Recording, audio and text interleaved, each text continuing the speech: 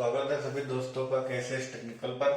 चलिए दोस्तों, आज हम लोग एक और टॉपिक कवर करते हैं आप लोगों का साइंस से, और उसका नाम है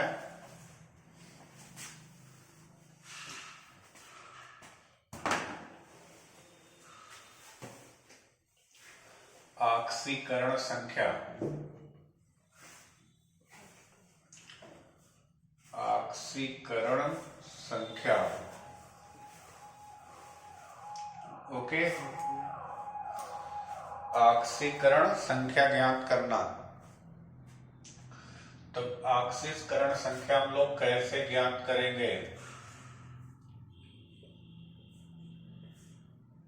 ठीक, ऑक्सीकरण संख्या ज्ञात करने के लिए हमें कुछ तत्वों की ऑक्सीकरण संख्या का मान क्या होना चाहिए? पता होना चाहिए। अगर हमें कुछ तत्वों की ऑक्सीकरण संख्या का मान पता रहेगा तो हम केंद्रीय परमाणु की ऑक्सीकरण संख्या का निर्धारण कर सकते हैं। तो चलिए मैं आप लोगों को कुछ तत्वों की ऑक्सीकरण संख्या के मान बता रहा हूं। आप उन तत्वों की ऑक्सीकरण संख्या को नोट करें तथा उनके बेसिस पर ही हम क्या करेंगे, यौगिक में तत्वों की ऑक्सीकरण संख्या का निर्धारण करेंगे। ओके, तो जो पहला वर्ग है आवर्त सारणी का फर्स्ट ए वर्ग के सभी तत्वों की जो ऑक्सीकरण संख्या है वो है +1। ओके, यानी प्रथम वर्ग के सभी तत्वों की जो ऑक्सीकरण संख्या है वो क्या है? +1। ओके, इस वर्ग के अंतर्गत hydrogen, lithium, sodium, potassium, rubidium, caesium और फ्रांसियम है। ओके, तो पहले वर्ग के तत्वों की जो सामान्य ऑक्सीकरण अवस्था है वो है +1। तो आप hydrogen, lithium, sodium, potassium, rubidium, caesium और फ्रांसियम, इन सभी तत्वों की ऑक्सीकरण संख्या कितनी होगी? +1। और जो सेकेंड ए वर्ग के तत्व हैं उनकी ऑक्सीकरण संख्या क्या होगी? +2। ओके, इन वर्ग के तत्वों की ऑक्सीकरण संख्या कितनी है? +2। इस वर्ग के अंतर्गत बेरिलियम, मैग्नीशियम, कैल्शियम,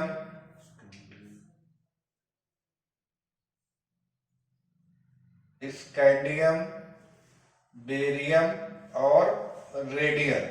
ओके, तो इस वर्ग के तत्वों की ऑक्सीकरण संख्या अर्थात पहले वर्ग के तत्वों की ऑक्सीकरण संख्या +1 होती है और द्वितीय वर्ग के तत्वों की ऑक्सीकरण संख्या क्या होती है? +2 होती है। ओके, अब देखिए हाइड्रोजन वर्ग में जो आप कहेंगे B7, ठीक, यानी 7वां वर्ग, 7वां ए 7A या 17वां वर्ग, आवर्त सारणी का कौन सा वर्ग? 17वां वर्ग। ठीक, इस वर्ग के तत्वों को हम क्या कहते हैं? हैलोजन कहते हैं। ठीक, हैलोजन क्यों कहते हैं? क्योंकि ये समुद्री घासों में पाए जाते हैं। ओके, समुद्री घासों में पाए जाने के कारण इनको हम क्या कहते हैं? हैलोजन कहते हैं। अब इस वर्ग के अंतर्गत fluorine, chlorine, bromine, iodine, fluorine, chlorine, bromine, iodine, astatine, ठीक, ये सभी तत्व जो है आते हैं। ओके, तो इन सभी तत्वों की जो ऑक्सीकरण संख्या है, इनकी ऑक्सीकरण संख्या जो होती है वो कितनी होती है? -1। जनरली इनकी ऑक्सीकरण संख्या क्या होती है? -1 होती है। ओके, अब आपको देखना है थर्ड ए वर्ग की। थर्ड ए वर्ग में जो आपका आएगा boron, aluminium, indium, gallium. Okay, boron, aluminium, indium, gallium, इन सभी की जो ऑक्सीकरण संख्या है सामान्यता कितनी है? +3। ओके, सामान्यता कितनी है? +3। ओके, उसके बाद छठवां वर्ग देखेंगे हम लोग, छठवां वर्ग, ठीक, यानी कि आधुनिक आवर्त सारणी का 16वां वर्ग। 16वां वर्ग, इनमें जो तत्व हैं ऑक्सीजन, सल्फर, ठीक, इन सभी की सामान्य ऑक्सीकरण संख्या कितनी है? -2। तो किसी यौगिक में सामान्यतः आपको यही तत्व ज्यादातर मिलेंगे। ओके, तो इसीलिए हम क्या करेंगे, इनकी ऑक्सीकरण संख्या हमको ज्ञात होनी चाहिए और इन्हीं के बेसिस पर हम किसी यौगिक में तत्वों की ऑक्सीकरण संख्या का निर्धारण करेंगे। और अगला पॉइंट, यानी पूरे यौगिक की ऑक्सीकरण संख्या क्या होगी? पूरे यौगिक की ऑक्सीकरण संख्या होगी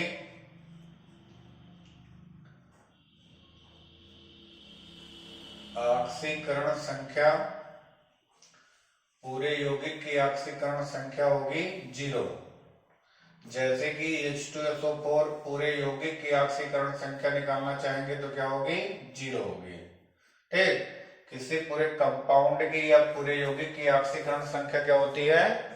0 होती है। ओके, आयन की ऑक्सीकरण संख्या जो होती है, आयन की ऑक्सीकरण संख्या,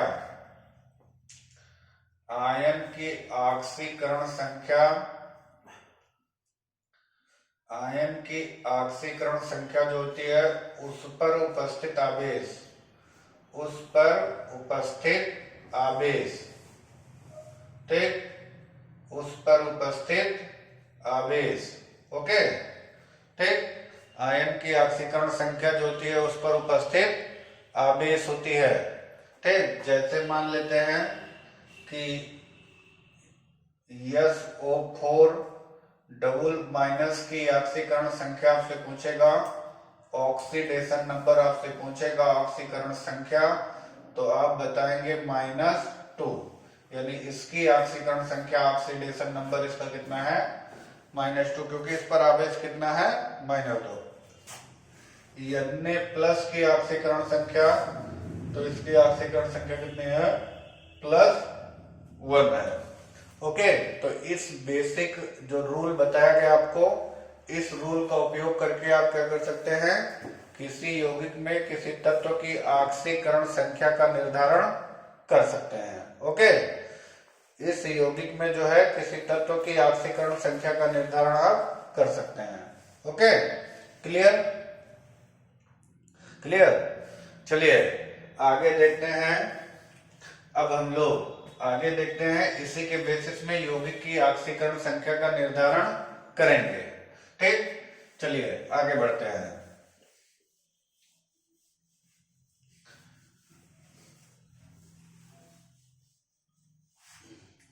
अब मान लीजिए हमको कुछ तत्व दिए गए हैं और उन तत्वों की ऑक्सीकरण संख्या का निर्धारण हमको करना है।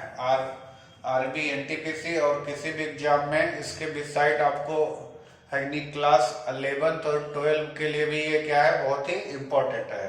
तो चलिए देखते हैं, यहाँ पे हमसे पूछा जाएगा HNO3 में N की ऑक्सीकरण संख्या क्या बताना है? HNO3 में N की ऑक्सीकरण संख्या, ऑक्सीकरण संख्या बताइए। ओके, HNO3 में N की ऑक्सीकरण संख्या बताइए। तो आप क्या करेंगे? HNO3 में क्या करेंगे? पूरे यौगिक का हम जानते हैं क्या होती है? पूरे यौगिक की ऑक्सीकरण संख्या क्या होती है? 0। पूरे यौगिक की ऑक्सीकरण संख्या क्या होती है? 0 होती है। तो ये हो जाएगा आपका, जिसकी ऑक्सीकरण संख्या फाइंड करनी है उसको हमको क्या मानना है? X मानना है। तो अभी हमने आपको हाइड्रोजन की ऑक्सीकरण संख्या नोट कराया पहले वर्ग में, क्योंकि हाइड्रोजन फर्स्ट A वर्ग का था। आप नोटिस कीजिए, पीछे रिफर करिए, तो हाइड्रोजन की ऑक्सीकरण संख्या हमने कितनी नोट कराई थी? +1। और N की हमको नहीं मालूम है तो हम N की X मान लेंगे। और 3 ऑक्सीजन कितना है? 3, और 1 ऑक्सीजन की ऑक्सीकरण संख्या हमने आपको कितना बताई थी? -2। एक ऑक्सीजन की ऑक्सीकरण संख्या हमने आपको कितना बताई थी? -2। ये इक्वल टू हो जाएगा आपका 0। तो ये हो जाएगा +1 धन x -6 इक्वल टू 0, यानी x 5 इक्वल टू 0 यानी x इक्वल टू +5। तो यानी इस तत्व में n की जो ऑक्सीकरण संख्या है वो क्या है, +5। ओके, अगला एग्जांपल देखते हैं। H2SO4 में S की ऑक्सीकरण संख्या ज्ञात करना। H2SO4 में S की ऑक्सीकरण संख्या क्या करना, ज्ञात करना।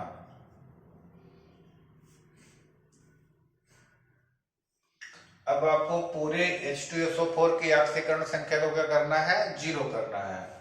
तो H2SO4 इस पूरे कंपाउंड की ऑक्सीकरण संख्या क्या होगी, 0 होगी।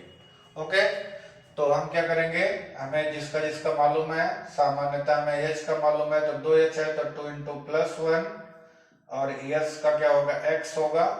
और क्योंकि S की फाइंड करनी है तो हम S को X मान लेंगे। 4 इंटू ऑक्सीजन का जनरली कितना होता है, -2, ठीक, इक्वल टू कितना कर देंगे, 0 कर देंगे। ओके, ऑक्सीजन का कितना कर देंगे, 0। तो ये हो जाएगा आपका +2 + x - 8 इक्वल टू 0 या x - 6 इक्वल टू 0 यानी x इक्वल टू +6।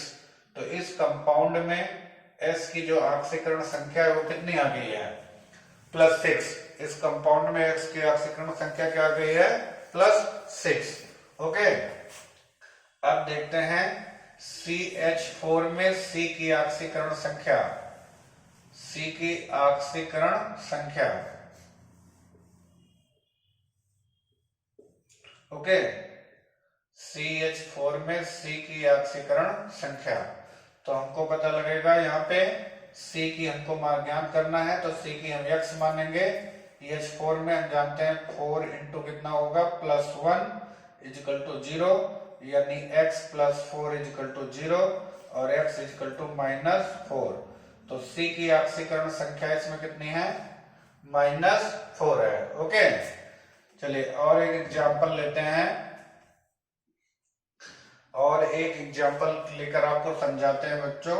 मान लेते हैं हमको जो है NO3- में अग्नि N की ऑक्सीकरण संख्या बतानी है।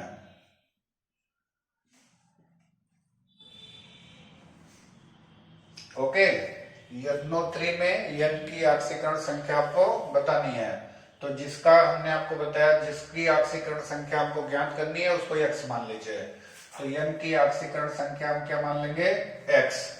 और O का हमने कितना बताया, जनरली O का ऑक्सीकरण संख्या हमको हमने बताया 3 इंटू -2 हो जाएगा, क्योंकि O की ऑक्सीकरण संख्या सामान्यतः कितनी है, -2 इक्वल टू, अब की बार 0 नहीं होगा क्योंकि ये आयन है और आयन की ऑक्सीकरण संख्या कितनी है, दी गई है इस पर चार्ज -1।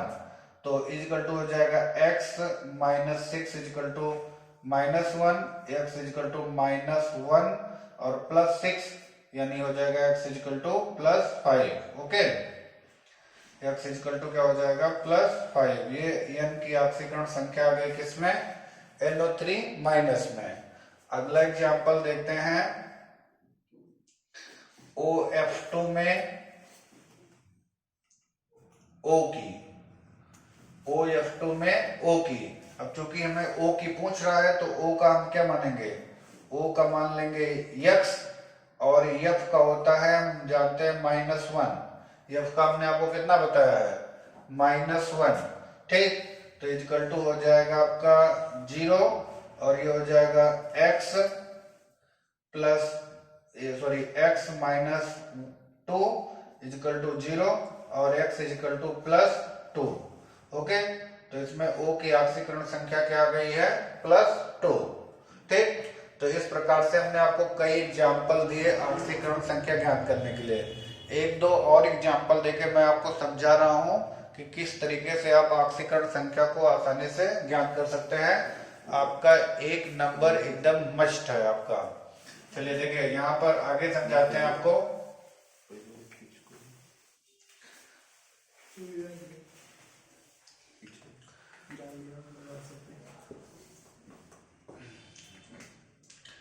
H2O2 में O की ऑक्सीकरण संख्या बताइए।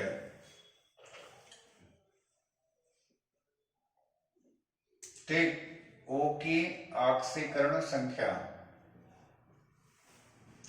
ठीक, तो यहाँ पे हम जानते हैं 2 इंटू हाइड्रोजन का जानते हैं +1 और धन 2 इंटू क्या हो जाएगा, O की ज्ञात करनी है हमको, तो क्या मान लेंगे x की हो जाएगा 0, तो हो जाएगा +2 और धन 2x is equal to 0, 2x is equal to -2 और x इजिकल टू -1। तो H2O2 को हम लोग क्या कहते हैं, पराक्साइड कहते हैं, हाइड्रोजन पराक्साइड। तो आपको याद रखना है कि हाइड्रोजन पराक्साइड में ऑक्सीजन की ऑक्सीकरण संख्या जो होती है वो -2 होकर ना, जनरली -2 ना होकर क्या होती है, -1 होती है। ओके, और एग्जांपल देखते हैं PCl5 में P की, तो हो जाएगा P का हमको x मानना है और 5 इंटू क्या मानना है, -2 इजिकल टू कितना, 0। ओके, क्योंकि Cl का कितना होता है, -1 होता है। ओके, तो x इजिकल टू क्या हो जाएगा, ये x -5 इजिकल टू 0 और x इजिकल टू +5। तो इस प्रकार से हम किसी तत्व की ऑक्सीकरण संख्या का निर्धारण कर सकते हैं। K2Cr2O7 में Cr की, ओके, क्रोमियम की, तो हमको यहाँ पे क्रोमियम का 2 इंटू हमने आपको पहले नोटिस कराया है, पोटेशियम का पहले वर्ग का तत्व है, तो +1 Cr2 2x हो जाएगा इसका, और 7 इंटू -2 हो जाएगा इजिकल टू 0, तो +2 + 2x -14 इजिकल टू 0। ओके, तो ये हो जाएगा आपका 2x -12 is equal to 0, 2x is equal to 12 और x इजिकल टू +6। तो इस तरीके से हम इस तत्व की ऑक्सीकरण संख्या को निर्धारित कर सकते हैं। हमें उम्मीद है कि आप सभी लोगों को वीडियो अच्छी लगी होगी। यदि आपको वीडियो अच्छी लगे तो इसे लाइक, शेयर और कमेंट करना ना भूलें। जय हिंद।